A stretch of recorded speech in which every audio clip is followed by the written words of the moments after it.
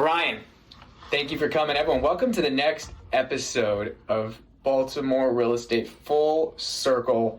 And it's been interesting the last few episodes, and now we're bringing on, I would like to say, a friend, Brian. We met once or twice before. We've definitely talked on the phone. We've had coffee. There you go. We tried for a nosh. I could never get on your schedule. You know, I think we're both, I guess, thank God, and we'll get into it, we're both busy. Yes. And in some ways, I kind of wish not. Meaning, if we're both very busy, that means something is going on, whether it's positive or negative. Something is going on in the market. But I would love to just introduce yourself, Brian. Tell me what you do and explain to the audience kind of a little bit of your day-to-day of what you do. So this way, when we're talking about all these subjects, they know, okay, who's this Brian guy? Right. So Brian Casey, president of the Casey Group. I'm in my 47th year, reformed banker from New York. Wow. Came to Baltimore to work for one of the bigger banks, got caught up in the merger, found myself with 3 little kids 30-something years ago, and had to make a living. So utilized my skills as a workout banker and started doing consulting on my own. And eventually it's evolved into a small boutique where the majority of our work has been either bank related, and the last couple of years has been playing cleanup, either stepping in and advising partners, lenders, and in many cases, it's been the courts appointing me as a receiver to step in and take over challenging businesses, and the majority of it has been real estate related. Right. So jumping right into that, for an investor listening, I should say, unfortunately, we have a lot of investors we're working with that are struggling, and they're probably trying to figure out what's going to be the next steps if they don't perform, if they can't come to an agreement with their bank. At what point is the receiver, I should say, appointed? What's, generally speaking, going through that process from when an owner stops paying their mortgage until, I should say, the receiver, and even generally speaking, past that? Right. So when you go into a default situation, the banks are not always quick to just foreclose on you. They'll first start trying to negotiate some type of forbearance agreement. But if you can't get to that level, many times what they'll do, they as the plaintiff will move with a court to appoint a receiver. And the receivership concept is the receiver actually takes over legal control. Title does not pass, but the court gives the receiver the authority to collect rents, to manage the property, to hire vendors, to hire a property manager, and in most cases, to sell the property. But as a quick aside, we've worked on a few that are consent receiverships. Many cases when partners have a falling out, most people don't realize this, but you can go to the court and say, we're battling and we don't want to litigate. And you can go into what's known as a consent receivership, that there's a plan in place that we oversee for the court to help straighten things out. I like in my role as a referee, I'm wearing the striped shirt with the whistle, but I've got the backing of the court. I'm literally an agent for the court. So I don't work for the lender. I don't work for the owners. I work for the judge in trying to straighten things out. So the orders themselves will be crafted to focus on the exit strategy for all the parties in a controlled manner, as opposed to the lunacy of just litigating or going into a bankruptcy estate where it's mostly, with all due respect to our legal community, the lawyers make all the money. Exactly. It's funny, actually, because I was working on a deal that's agency debt. And initially, I thought, okay, I had a buyer lined up. They could buy this property with their eyes closed, and they wanted it. And the loan balance was not horrible. They could have taken it. Then the underwriter essentially sent us the complete balance with all the fees and the yield maintenance, and the number was just ridiculous. So I told them, listen, I know your loan docs does not allow for me to go directly and try to figure this out with you guys taking some sort of haircut, but what's the alternative here? You're going to go hire attorneys, go get this property in receivership or foreclose on it, and then it's going to be in a worse shape than it was and worth less. And they said, it is what it is. We need to follow our protocol. Even if that means we're going to spend more money in attorney fees, the property will be in worse condition, worth less, and sell for less, they'll still going to follow that protocol, which is very interesting to me how kind of like protocol in that type of case, I think actually ends up hurting the bottom line of whoever has the debt on their books, which is just strange. Well, and what I've found in the past when we work for banks, the challenge is I'll actually do a capital impact model because I understand the bank's policies and procedures. But as a third-party consultant, we go through what you've just laid out as to why you shouldn't do that. Take a little bit of your reserve and apply it, get on to the next deal. You also have people involved. So you have special assets staff that take pride, or their boss may be looking for the next, level up. And that gets in the way of transactions. And that is not uncommon. I sometimes am challenged even as the receiver, and they act like I work for them solely. And I'm constantly explaining to them, I don't work for you. The judge appointed me. The judge appointed me. So I can go back to the judge. And it does happen where I'll file a motion to say, I want to sell the property for X. And they'll come back and say, oh, but I have an MAI appraisal that says it's worth Y. And yet I've got 3 qualified brokers, such as yourself, in the wing saying, there's no way we can bring that home. So that is a common dynamic in my end of the business. And it causes me some sleepless nights, but at the end of the day, the order rules on what I do. It's the judicial order. And sometimes it's an education for the lenders. It's interesting, to your point, it's something I've said recently to a few owners that have approached me to sell their properties, and they come to me with these appraisals that they got. Now, keep in mind, these appraisals were not appraisals ordered in midst of a transaction. They just went to an appraiser, paid him $6,000, $5,000 to do an appraisal. And I told the owner, I said, first of all, if you would pay me $6,000 to do an appraisal and there was no repercussions because you're not really selling it right now, I could get you that value too, right? If I really wanted to. Like, I could go through this appraisal in 5 seconds and tell you why half of these comps are just not accurate and how these rents are not achievable. Because and you see it clearly with the $300 million worth of loan delinquency in the DSCR market, like, appraisers don't always know what's actually going on, right? And therefore, the comps may not be truly reflective of anything. Like, for example, I'm sure you're aware there's an apartment complex, without getting specific, that was purchased in Northeast Baltimore City, 500 units, about 600 units, where the person bought it for a very, very unreasonable number.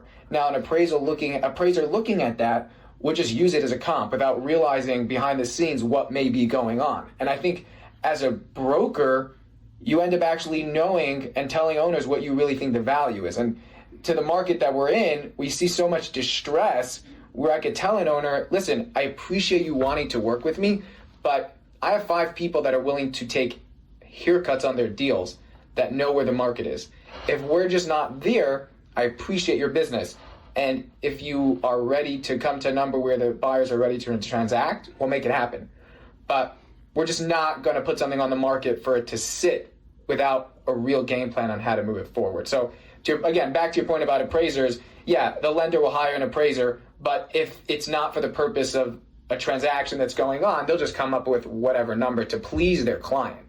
Well, and it's, I did my postgrad at NYU in the real estate program, and I remember saying to my professor, a well-known MAI, but also now a fund manager, he did very well in his life, and he said, you're a transaction guy, don't be an MAI.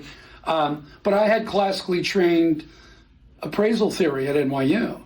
And over the years, even for my children who were all in the business, when they talk about 5% vacancy and credit loss, I always harangue and bang people in the head saying, don't tell me that this submarket is just 5%. Tell me the backup, how you derive that. And by the way, credit loss is a key factor, yet I can't tell you how many times I review appraisals for banks and it's 5%, which never happens really. And then secondarily, there's 2 receiverships I'm currently overseeing, one of which sounds very like the example you just gave, where the leases were fraudulently conveyed. The leases were made up. Oh my gosh. I have 2, and the debt on those 2 properties, one in DC, one in Maryland, has debt of about $200 million on just 2 deals. Wow. And I'm telling you right now that when I eventually sell those properties, either through auction or a broker, the principal loss will probably be in excess of 50 cents on a dollar. How? On 2 properties. How did this prominent lender, without getting into specifics, I'm just in a conceptual basis, what is so surprising to me is kind of like in 2008 when everyone just relied on these institutions, how could they make such a big mistake? We joke about Excel jockeys. There's a younger generation, pardon me, that haven't been really trained on all aspects of lending, which is understanding development, understanding title, understanding legal documentation, understanding true appraisal theory. And they just take them as gospel because my policy says I need an appraisal. And you alluded to this. To the appraisal community, they may not like me, but they qualify the hell out of their work product. I can't go back into court as a receiver. I'm duty bound to tell the truth, to accurately give documentation. But when they bite off on these appraisals, and then you don't even check signatures that are docu-signed, and that's your collateral as a lender. You take an assignment of those rents, you need to verify it. But it doesn't get done because what was happening on a lot of these deals, as you mentioned in the CMBS market, everything's being prepackaged. As we saw in the residential crisis, we're prepackaging junk to be securitized. And 20 years ago, I was a consultant with some Wall Street firms where they'd pay me and others, experienced guys, to go out and double check before things went into the pool. I don't think that's happening now. They're just selling those notes off, taking their fees and saying, wow, look, I'm getting a bonus. And that's why we have this bubble that's bubbling up. And who would think that multifamily of all varying levels, especially the agency deals, are blowing up left and right? Right, and that's why the president is trying to get it off of their books and essentially making it private. I think to some degree, they even actually right now, since the president came into his presidency, they actually made a new department specifically targeting fraud. And you could tell me more on what you're seeing on your end of it. I am most definitely seeing owners where when I looked at their books, I said to myself, I have no idea how the lender did not foreclose on this yet. They may be making their payments, but that DSCR ratio doesn't make any sense. Like, they're not hitting their covenants. And I'm surprised.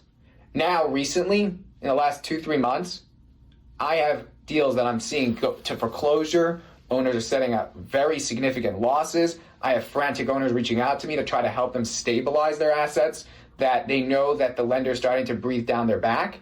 And it's interesting to see that come out now. And I don't know why before 2025, I would say in 23, 24, when I think the same issues were going on. Because from what I saw, the books didn't make sense then as well. I think maybe starting 25, and you could tell me what you're seeing from the other end of it, I think lenders started saying, okay, we're done with all this garbage. We need to now actually take the next step. Yeah, I think you had the focus. When you look back to the COVID era, the bankers had the easy deals to get money out.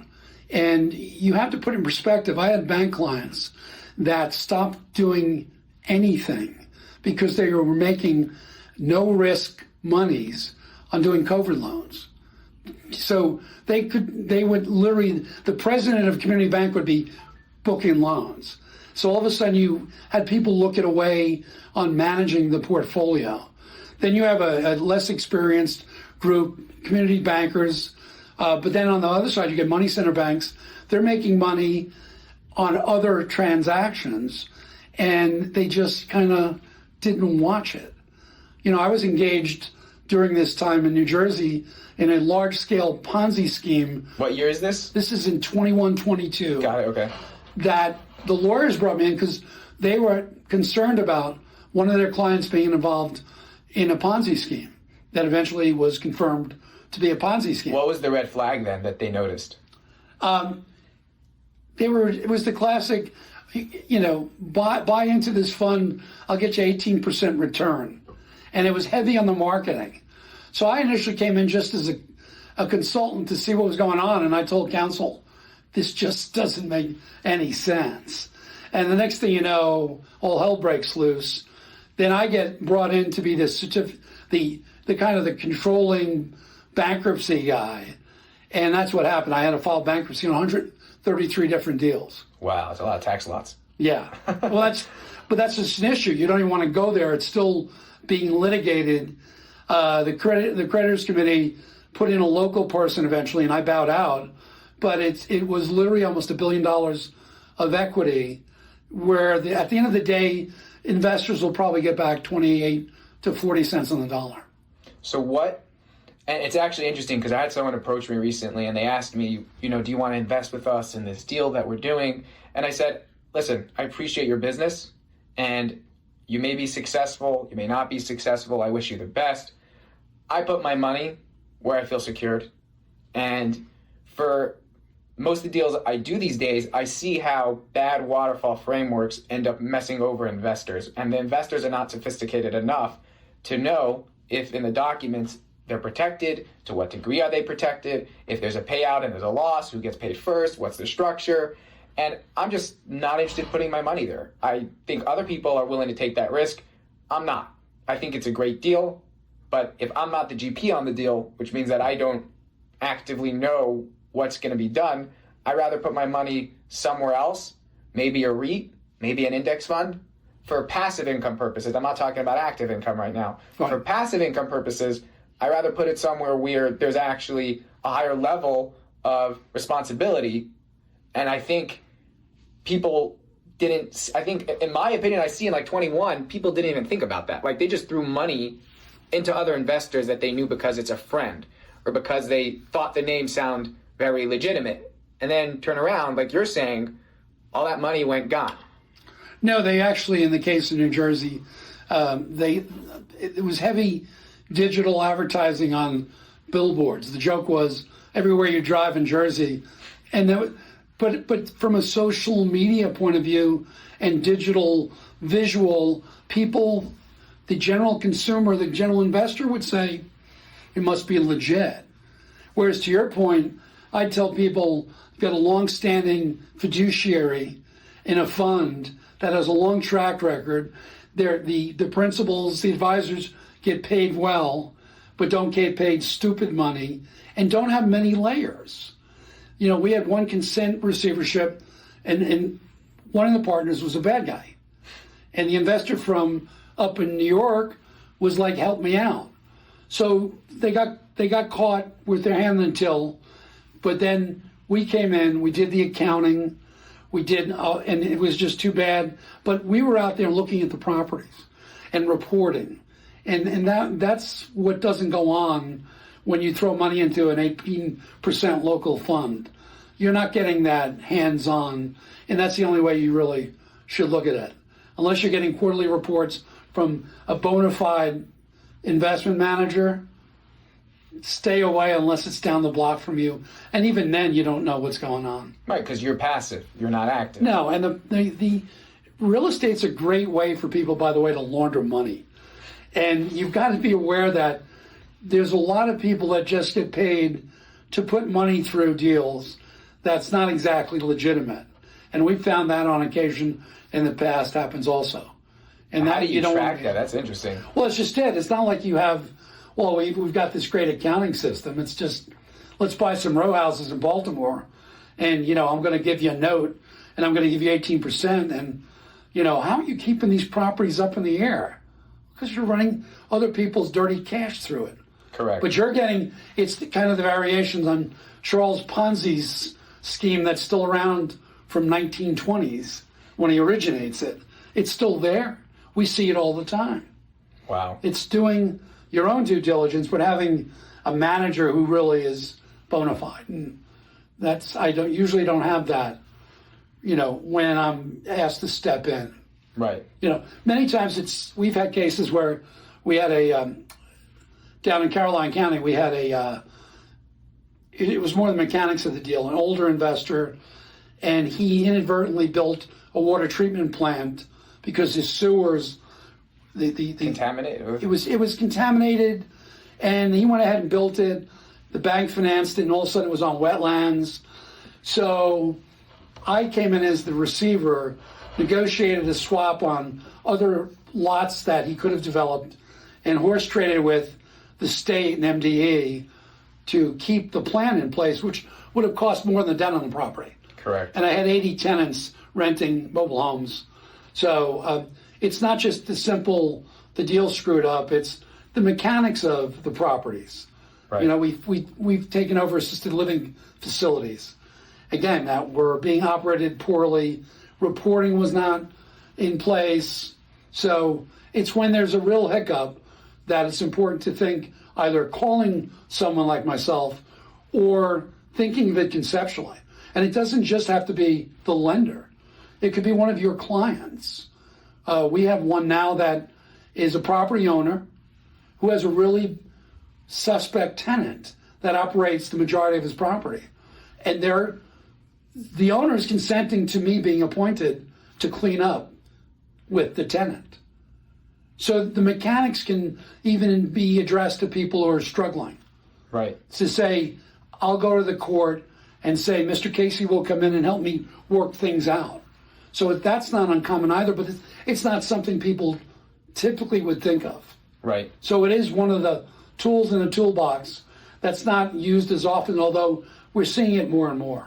Right. Especially these days, owners, partners, it's getting very tough out there, and people are starting, I would assume, to point fingers on who did what and what went wrong. Yes. So to your point about appraisals, I think another very important aspect is actually knowing what's going on in your local market, which is why I like bringing on guests like yourself that see behind the scenes and give real information, even if it's not specific data, even general data. It helps understand. So I said this in my last podcast.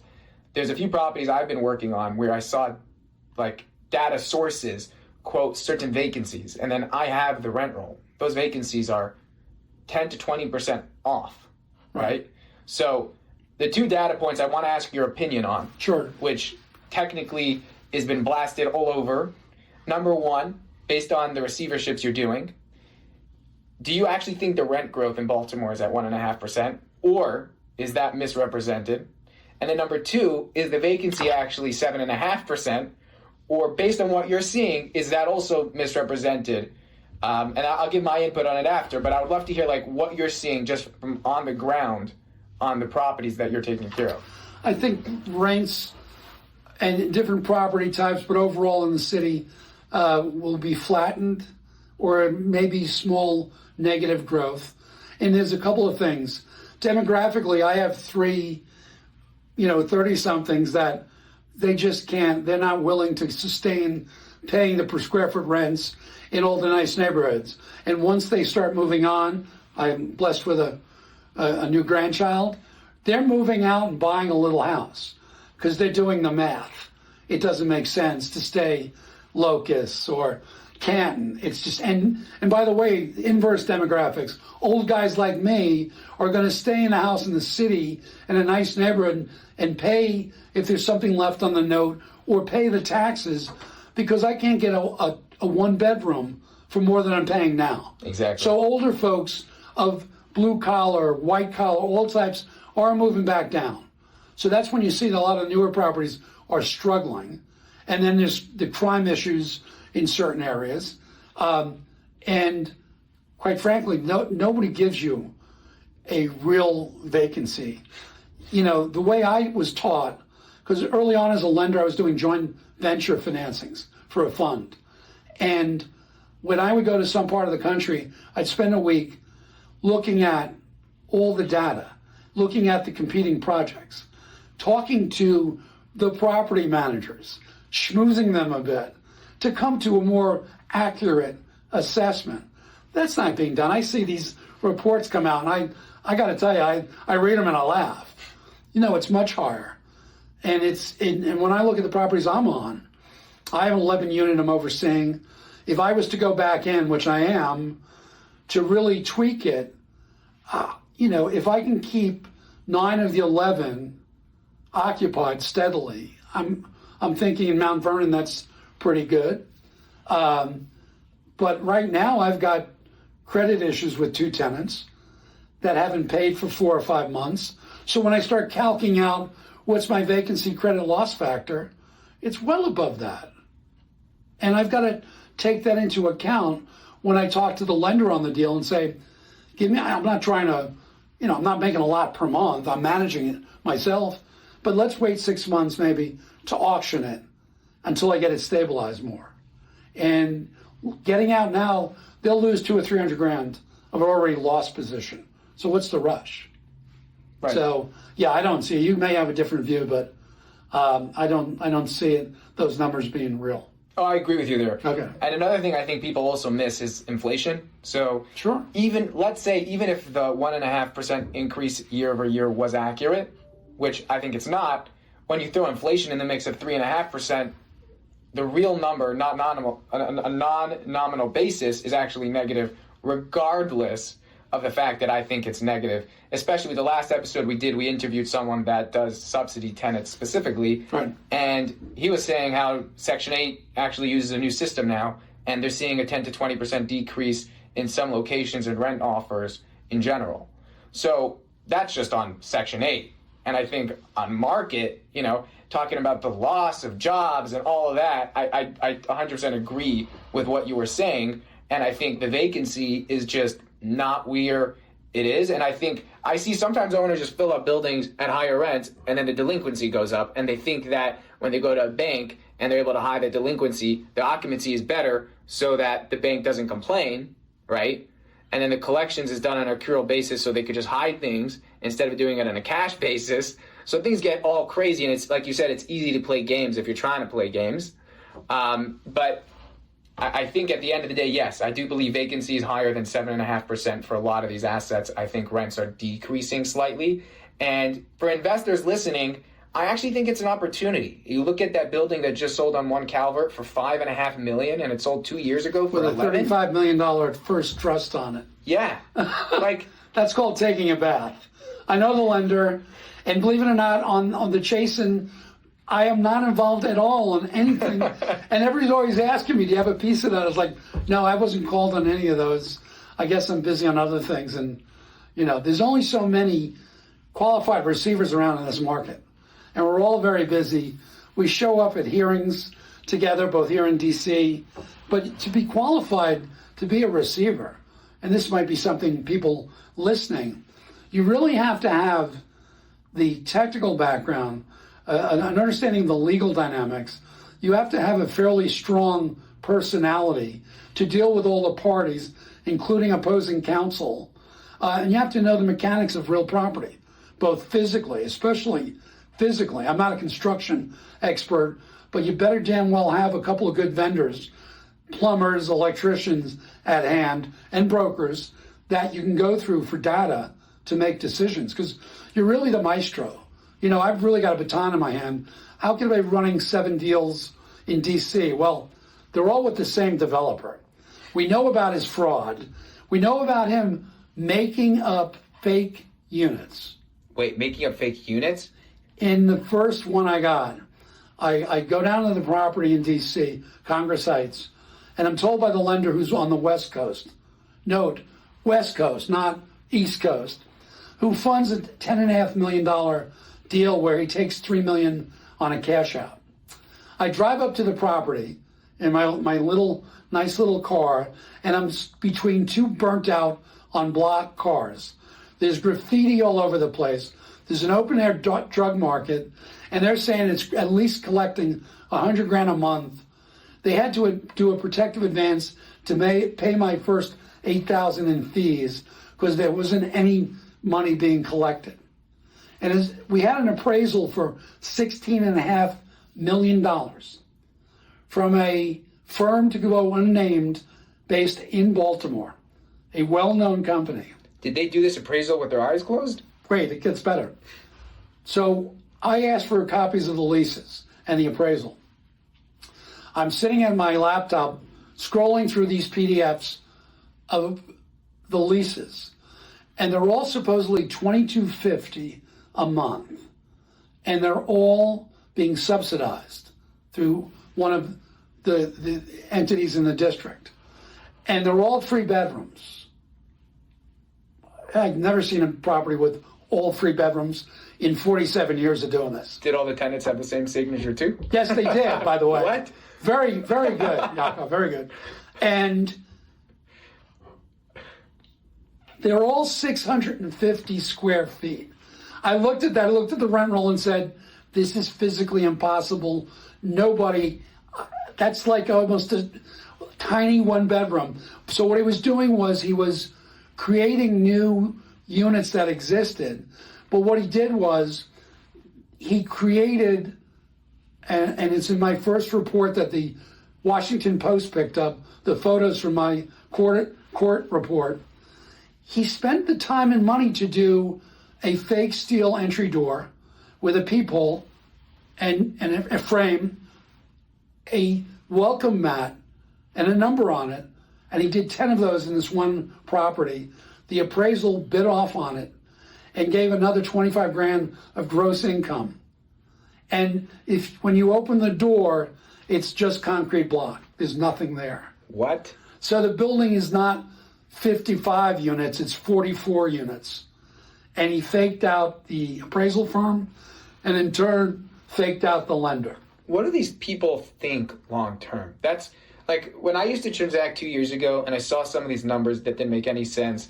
And I think probably 80% of those deals I'm seeing now come back, whether it's foreclosures or whatever the story is.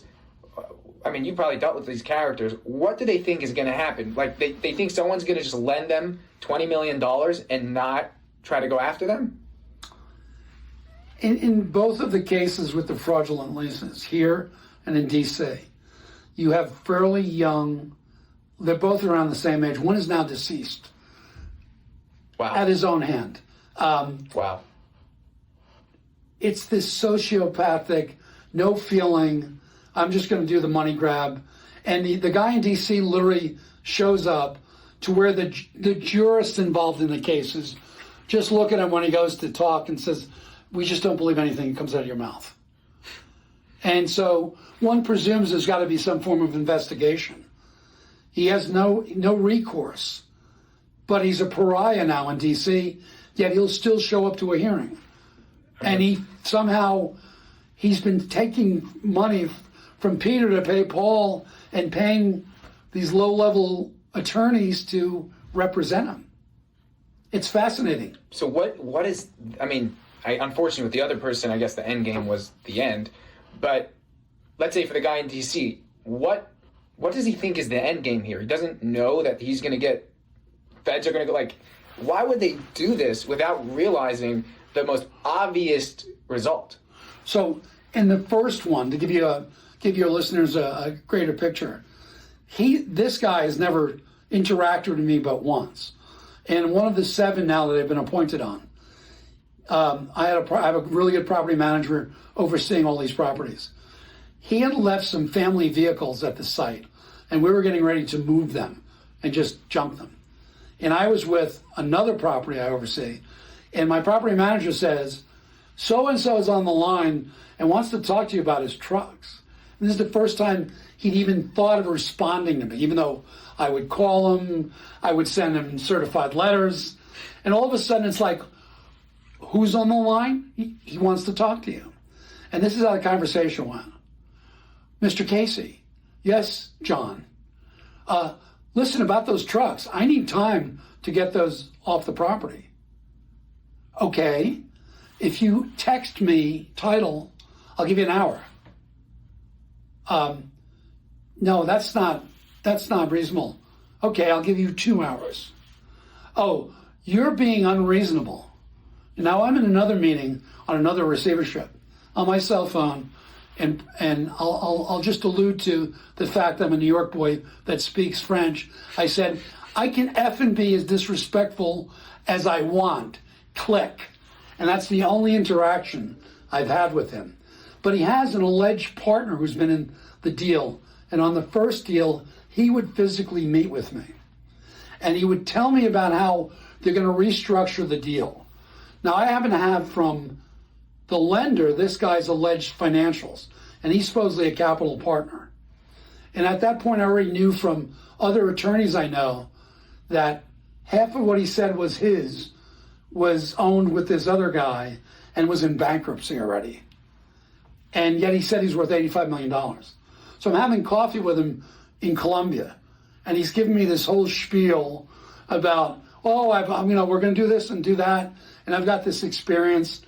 And I said to him, why did you borrow in a second trust from this 85-year-old woman in Gaithersburg? And he looked at me like, how did you know about that? I said, I do my homework, sir. So explain to me why you bought, when you closed on this deal, you had no money down and $500,000 from a widow. And he said, well, we were short on cash that day. And I looked at him, I said, you allegedly are worth $85 million. You don't have two shekels to rub together? You're full of you know what. And I left the meeting. So this is the type of people I'm constantly dealing with. So I guess they're just not thinking ahead of what the result of their actions. No, they don't see it. This guy's married with 3 kids. His wife has no clue. He's telling his wife everything's fine, and eventually it'll blow up. He'll be in handcuffs, and they just live in a fantasy world. And you have to interact with these people, but that's what you see with a lot of these fraudsters. They just will look at you in the eye and say everything's fine. Wow. What percentage of the receivership cases you're taking on do you believe is major fraud, and what percentage do you think is just people that maybe don't really understand how to operate assets and they kind of just got into the scenario where now they need to get to receivership? I think it's probably like a 70-30 split. 30 is bad money. 70% is at every level, capital-wise, small deals. You know, what we see that, the 4 to 15 units. A lot of the stuff you end up selling is neophytes that they read a book, they went to a seminar, they're in an investment club, and they bite off. They don't understand what a guarantee means. Trust me, they're enforceable. You can get judgments. The 11 units that I have, the fellow had partners who were bad guys. He's not a bad guy, but he put his guarantee on the line, and now he's bankrupt at 40 years of age, and he blames it all on everybody else. And it's like, he'd be in hearings with us when we applied for when we moved to the court to have me appointed, and he'd be on calls blaming the other guy, and I'm like, I just sit there going, I'm sorry, dude. You didn't do your homework. You got to watch who you're getting in bed with.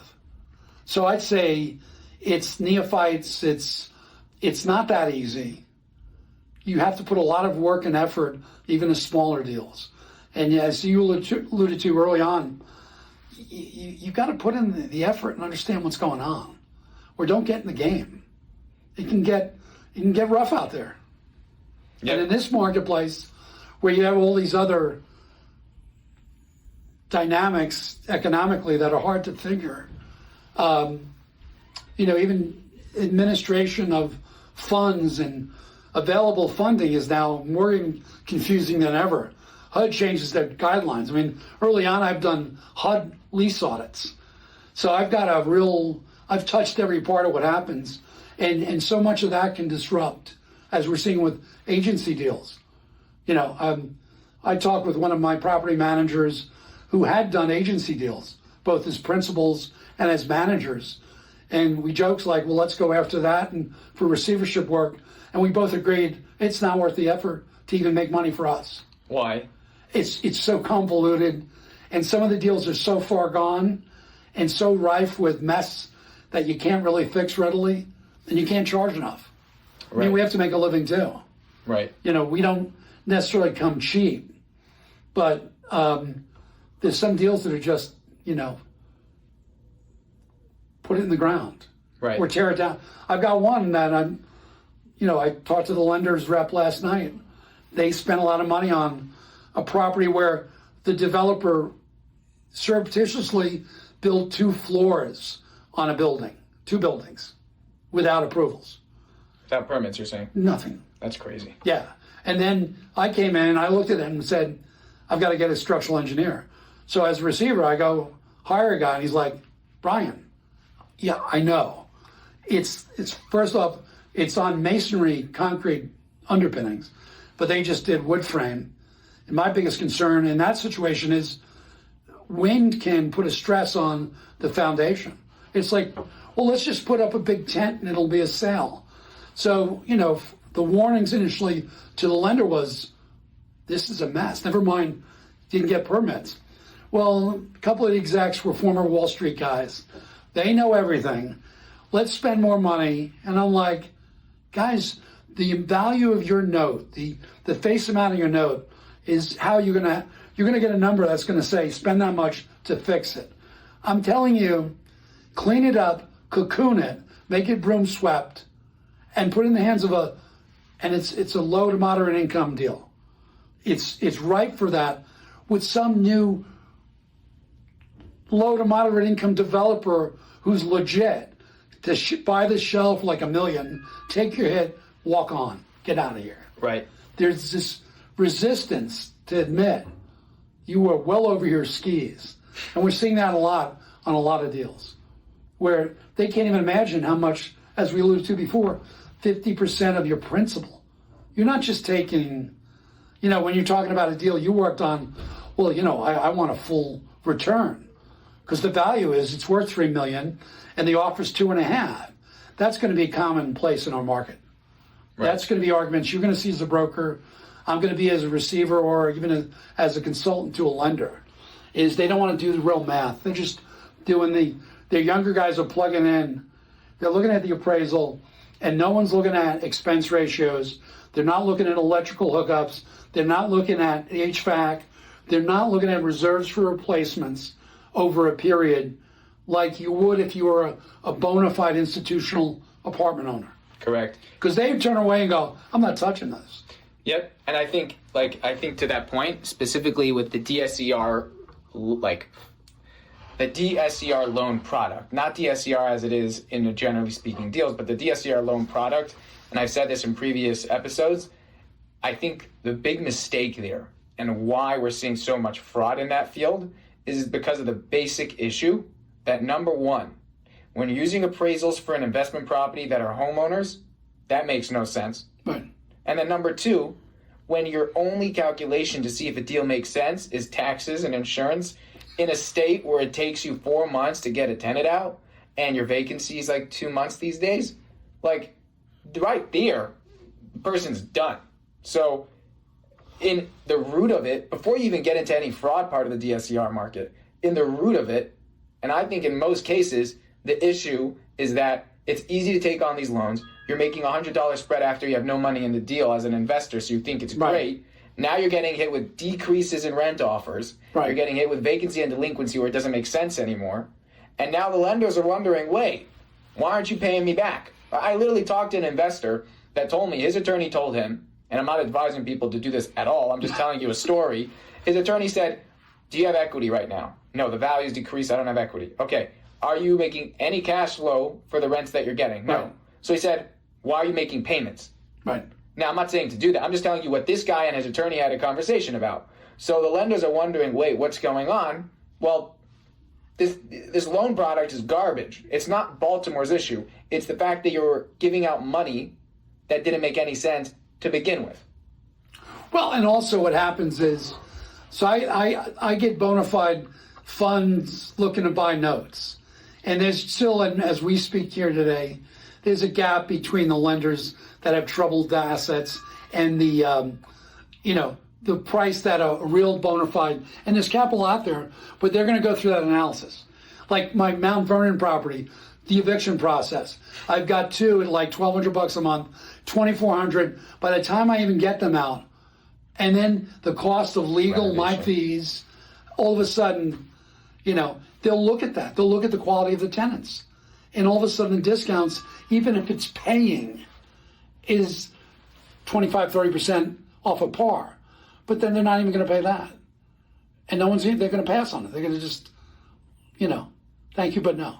Right. So what are, I mean, I know you mentioned lenders are trying to save their back, essentially, and try Right. to save as much as possible without losing money.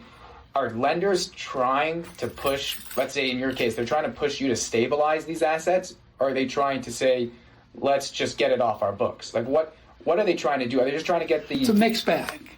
It depends on the deal size. A lot of it's wishing and hoping on bigger deals because they're just dollar amounts. And then smaller deals, they're looking to get it fixed up a little bit and then out. They're looking to control their burn because they're in a burn situation. So they're already in a negative. So the investors, if it's in a fund, their fund accounts are like, what's going to be the reserve we're going to put up? And then you've got special services that get involved, which tend to complicate it because they have duties, and it's really having like a cousin in the process to get things made. You need the interests aligned. Right. And that's been a challenge. Right. So. And then especially, usually special services, you run into the same issue where it's like, do you actually know how to run a property? Do you know what it takes? And like...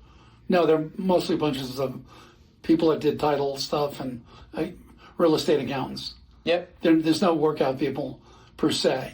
Maybe the senior people, but they're getting paid a good salary and they're just overseeing scores of people. And they're being inundated with defaults from funds. So they're just making hay while the sun shines, like all of us are. They just don't have the challenges we all have, that it's a little tough for us to make a few bucks on these deals. And time gets extended, and time is money. And you like to come in and all wave a magic wand, but real estate trouble is not, you can't do it with a magic wand. Right. No, it takes a lot of effort. Like, there was actually a deal where, similar to what you were saying, that we worked on, I would say a year ago, where we saw the trend of the challenge start right after they bought the asset. They have amazing debt on this property, amazing debt. Yeah. And unfortunately, there was an out-of-state owner that put in a majority of the equity that was required, and they bought it for slightly too much. Their expectations for return was very minimum. And from out of the gate, they actually brought on a very well-known manager, right? So everything was great, technically speaking. They started running the property, and by the time they came to me, they listed it once for a crazy number to get their money out, and it obviously didn't go. They came to me, and I said, listen, this is a 350-unit asset, and your actual value is less than you paid for it because your vacancy and delinquency is worse. The property condition is worse. Let me help you. Let me bring on an investor that I know runs a tight ship and will do his own management.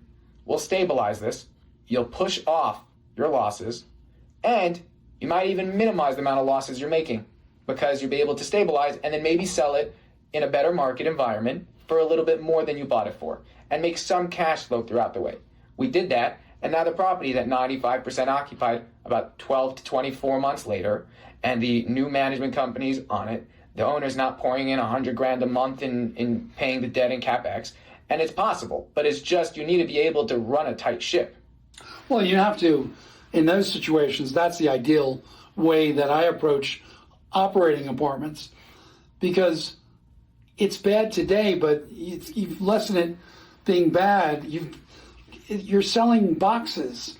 Sell it to better folks who are better able to pay you, and slowly fix up those things CapEx-wise that need to be efficient in getting your bids and take it over a 2 or 3 year period. Don't rush off to fix it. It won't happen in multifamily. And understand where you're going to get your customers from. We have a situation where it's working class property, and the lenders will come into town saying, well, why don't you go over to, Amazon? Why don't you get nurses? And why don't you get grad students from Morgan State? And I'd sit there in the meeting and I'd say, nurses will never live here. Morgan State's building their own city. People working for Amazon out in the county won't come into the city to live here. Stop talking. You don't want to be rude, but what do you think I do here? And I actually live in the city. I know the market. I talk to the brokerage community. I have spreadsheets on all the comps. well, I know exactly what per square foot rents here, and you've got some subsidies, and I know what Baltimore housing pays. I do work, I'm one of the preferred vacant commercial receivers for the city. I'm tuned in, just by chance. Right. But why are you saying these things? Right. You funded this deal. You're lucky I'm not on staff at your institution. You'd be fired. So stop talking. That is literally a challenge. That's not an anecdote. That's real. That happens with guys like me trying to turn things around. That's crazy. It's fascinating. Because you think, I'll tell you a great example is like Greenmount. Once you go east of Greenmount, out of Charles Village, you could easily buy a complex there if there's Right. a complex, and then convince whoever you're getting your loan from that, yeah, Hopkins students will rent there. It's like right there. But then you just literally drive to John Hopkins, go east until you hit Greenmount, and then tell me if Hopkins students are going to rent east of Greenmount. Look, early on when I was paying the light bill for the Casey house, I was doing HUD inspections in that part of town.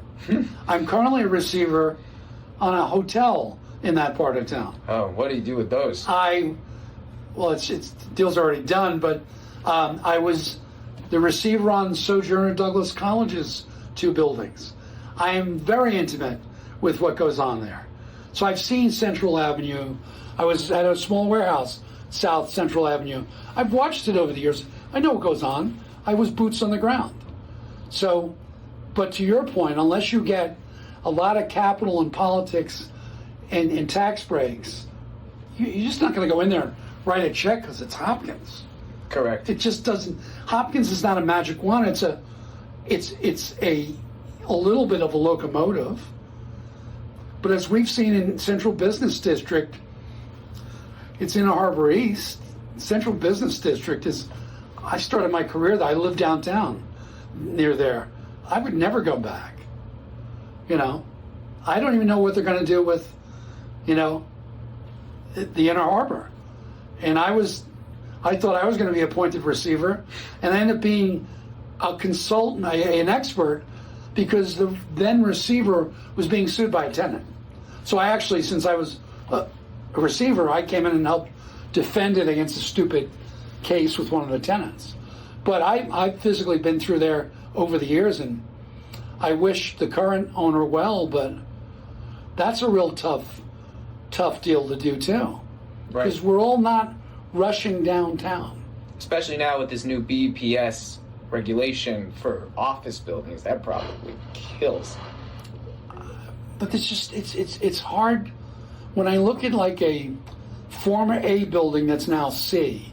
Right. And we look at the one you had mentioned about Sandy Spring and put the $35 million trust on that building. I look at those, and aesthetically, I love the era. I love it's like reminds me of the stuff in New York where I grew up in banking, and it's like, what are you doing to it? Because all I see when I look at those buildings is like, oh my God, the capex to bring it to even functional is a ton of money, and then who's going to come work here? And who's going to park here? There's no parking. That block, East Baltimore Street. Ooh. I Uber down for court hearings, and the circuit court I Uber down. I'm not going to deal with schlepping around for parking and pay the parking rate. I'd rather expense out an Uber drive to my house. So it's really, it's a conundrum. And in the central business district, my wife and I go to BMA. We love to visit, but Mount Vernon's kind of nice. But south of there, going south on Park Avenue, I've got the one building I'm overseeing is the 800 block, but you get down to like 400, 300. Saratoga, Paca, Howard.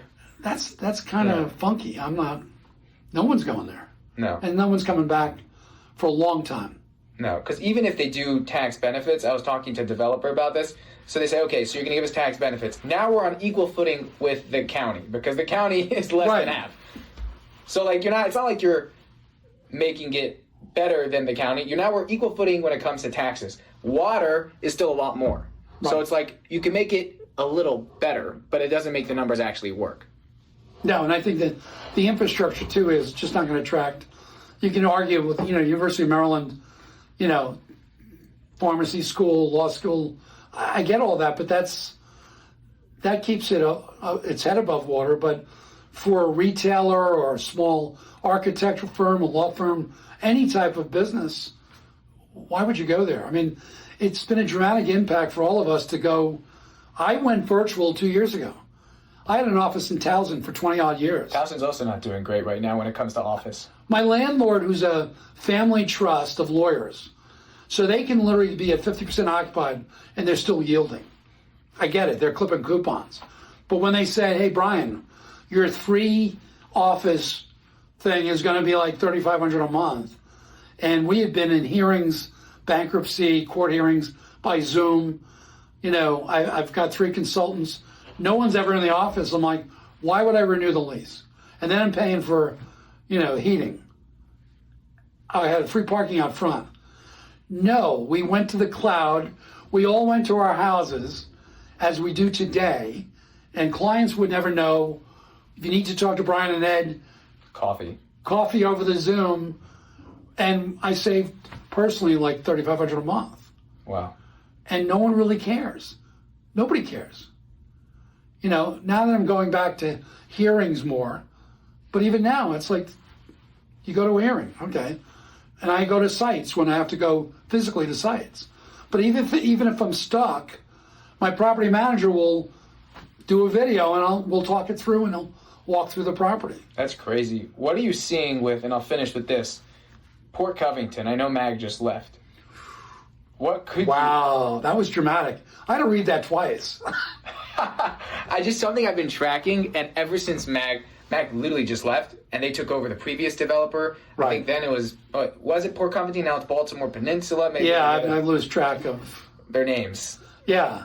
I guess tell me what you could tell me in a snippet, but are those seemingly gonna succeed, or are we seeing I think you're gonna have to go through some iterations, because I don't think, as we were just alluding to on the west side, that to absorb conceptually what you want between the demographics, you've got this plethora of, the younger generations, which are my kids, that they work and play down there, if you will. But at some point they move on, like I moved on from living on Montgomery Street. And so I'm like, who are you going to attract? We had, over the years, the people in DC that will commute, and there's still that. I've had to go to multiple hearings, and I take the train down with my counsel. So I see everybody traveling, get their bikes on, but that's not a big amount of folks that are going to go in and use the conceptual development. So unless you get some big core employer, and I'm not seeing it on the short run, you're looking at the former Under Armour headquarters. I know my daughter's been looking to buy row houses there for herself. And you're looking at possibly moving Cristo Rey High School. Great use for that property. But it's not that's got more juice to it on the short run than the other development on the peninsula. Right. That one's going to take quite a bit. You're talking about MCB's project. That's like a 10-year minimum, and I'm not sure with the changes in the investment structure, it's going to really take off. His Reservoir Square took about 10 years, right? Yeah. 10, 15 years to get to where it is. And I think now it's successful because they they changed their mindset to doing row homes. Right. And the government building versus the original plan. And these are questions I always ask myself, and I love talking to individuals like yourself because we have different views based on what we're doing day to day, and it's interesting to see what aligns and what, I like seeing what, am I telling myself things that are inaccurate? When I talk to owners and they're struggling, is it just my experience with owners, or is there a bigger picture here? And that's why I like bringing people like yourself to the podcast, because then we share what we're seeing and we see what may be aligned, what might not be aligned based on what we're seeing. And I think, unfortunately, on different aspects of the market, I am seeing distress. And I think for people listening, that just means it's an opportunity. If you're buying an asset that sold for $5 million, that was $11 million, I'm not going to get into if it makes sense at $5 million or not. Right. I didn't run the numbers on their development. But on a multifamily front, if you're getting a deal for peanuts on the dollars, and you lower the rent lower than everyone else because you bought it at a very low basis, you can succeed. Well, that's, knowledge is power, and yet we all, as real estate professionals, I love the term when they say, I'm in real estate. I'm like, because my wife will say, I was talking to somebody at the club, and, well, Brian's in real estate. And my wife's always been challenged to explain what I do in a snippet. So she would say, he's in forensic banking, or, I'm a turnaround guy. That's the easiest way, But it's having as much information is the biggest thing I need in my toolkit. So I network with all of you, the title companies, the lawyers, the bankruptcy bar, the transaction, the environmental. I've had my second receivership appointment through the Maryland Department of the Environment because I had experience with the mobile home park where I negotiated with them years ago. So I got to know them. So one of the lawyers said, hey, we're thinking of using receivership as a tool. Can you come down and meet with me? Well, it turned out the AG's office turned out every lawyer, like 30 people, and I gave him the spiel, And this is great. Now that we know how this works, we're going to use this. But we tend to, as professionals in real property, we stay in our shoots. I'm in title. I schmooze with the title people. I'm the broker. I'm out calling all the owners, but we hang together. Transactional attorneys hang together. Appraisers, they hang on their own. They occasionally looking for business. They call on the banks. And as I've explained here, the banks are not always helpful to the rest of us. What do I need a broker for? So we'd probably be better off in our market getting together as a group with different disciplines. And we really don't do that much. I know I don't. Right. No, I agree with you there. I really think it's important, and it's something that I focus on. I get together with vendors, and you see, it took a bit to get this going, but I knew this was going to be an important conversation, so I'm like, I'm just going to make it I wasn't happen. ducking you. I was just... Not your busy. Everything, yeah. But everything in my world, this is literally the first day in months. Now, I had it where I had my knees replaced in February, but I actually kept busy. I got yelled at by the nurses because I was on the phone. Oh, my gosh. And at GBMC, the 2 days they allowed me to be there, getting both knees done. But they were like, get off your damn phone. I was like, I just got to make this call. Wow. But you have to be involved. But everything I do has a critical mass to it. It's either issues with tenancies, lawyers taking umbrage with what you're doing, lenders disagreeing with you. And since I'm running about 8 now, it gets a little hectic. So I was looking forward. And the last time I canceled on you was really serious stuff.